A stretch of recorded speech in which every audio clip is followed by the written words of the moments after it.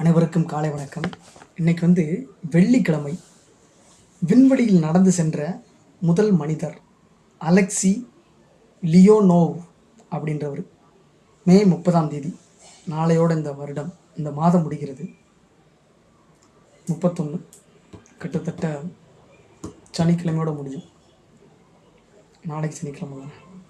உலகிலேயே விண்வெளியில் நடந்த முதல் மனிதரும் 17வது விண்வெளி வீரரும் ரஷ்ய விமானப்படையின் பைலட்டுமான அலெக்சி லியோனோவ் பிறந்த தினம் என்று சைபீரியாவில் அல்தை என்ற பகுதியில் லிஸ்த்வியன்கா சோவியத் ஒன்றியம் என்ற ஊரில் பிறந்திருக்கிறார். அந்த லிஸ்த்வியன்கா அப்படின்றது சோவியத் ஒன்றியத்தில் இருந்த பகுதி. 1934 பிறந்திருக்கிறாரு. சிறு வயதிலேயே கலைகள் மற்றும் விமானம் ஓட்டுவதில் ஏர்கிராஃப்ட் பைலட்டாக இருந்திருக்கிறார். ஆர்வம் காட்டினார். ரிகா என்ற இடத்தில் Soviet air force academy of arts என்ற கல்வி நிறுவனத்தில் இளங்கலை பட்டம் பெற்றார்.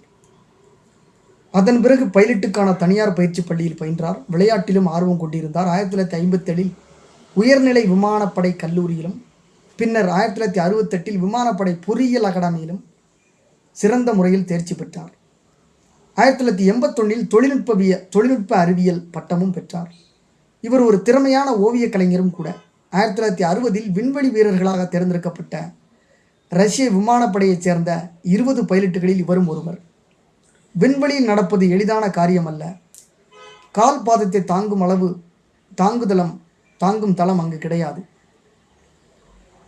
ஓஸ்னாட் 2 என்ற விண்கலம் விண்வெளிக்கு ஏவப்பட்டது. அதில் இவரும் அதன் பைலட்டாக பாபல் பயயோவ் என்பவரும் பயணம் செய்தனர்.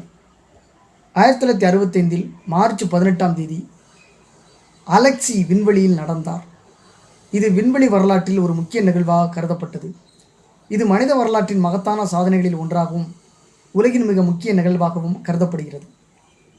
விண்வெளியில் 12 நிமிடங்கள் 9 நொடிகள் நேரம் நடந்தார். மொத்தம் 12 மீட்டர் தூரம் நடந்திருக்கிறார்.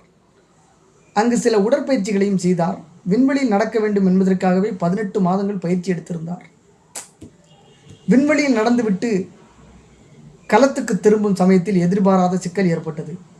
இவர் அணிந்திருந்த விண்வெளி ஆடை பூமியில் பயிற்சி பெற்ற போது இருந்தது போல் அல்லாமல் முற்றிலும் மாறுபட்ட முறையில் செயல்பட்டது.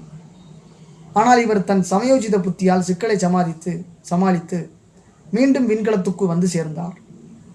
1968 சோயுஸ் விண்கலம் ஓடத்தின் கமாண்டராக தேர்வு செய்யப்பட்டார்.